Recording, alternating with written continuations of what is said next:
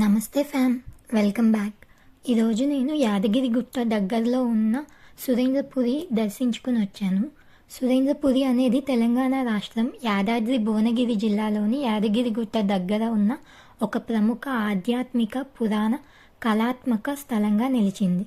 ఇది కుంద సత్యనారాయణ గారు తమ కుమారుడు సురేంద్రుడి జ్ఞాపకార్థం నిర్మించిన మైత్రిక క్షేత్రం. అతని కుమారుడు యవన దశలో మరణించడంతో ఆయన జ్ఞాపకార్థం ఈ ఆధ్యాత్మిక ప్రదేశాన్ని నిర్మించాలని సంకల్పించుకున్నారు. హిందూ పురాణాలను, దేవతల విగ్రహాలను, భారతదేశ ప్రసిద్ధ దేవాలయాలను ఒకే ప్రదేశంలో ప్రజలకు అందుబాటులోకి తేవాలనేది ఆయన ఆశయం. అందుకోసం అని చెప్పి తిరుపతి వెంకటేశ్వర స్వామి, రామేశ్వరం, కాశీ విశ్వనాథ్, కేదార్నాథ్, బద్రీనాథ్, జగన్నాథ్ తదితర 100 పైగా దేవాలయాల ప్రతిరూపాలు, రామాయణం, మహాభారతం, భాగవతం వంటి ఇతిహాసాలలోని సన్నివేశాలను కళాత్మక రూపంలో చూపించబడింది.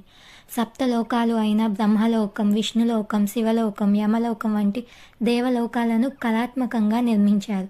60 అడుగుల పొడవైన హనుమంతుడు ముందు వైపున అదే విగ్రహానికి వెనక వైపు శివుడి యొక్క పంచముఖ రూపం ఉంటుంది.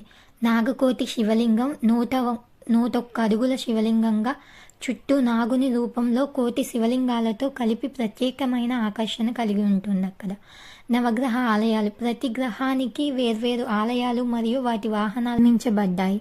మేము వెళ్ళిన రోజు టైం అయిపోయింది కాబట్టి మేము లోపలికి వెళ్ళలేదు. నేను జస్ట్ బయట వరకే వీడియో తీశాను.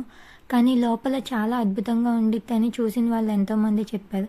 మీరు ఎప్పుడైనా యాదగిరిగుట్ట ప్లాన్ చేసుకుంటే మాత్రం సురేంద్రపురి, స్వర్ణగిరి ఈ చుట్టుపక్కలవన్నీ చూసేలాగా ప్లాన్ చేసుకోండి.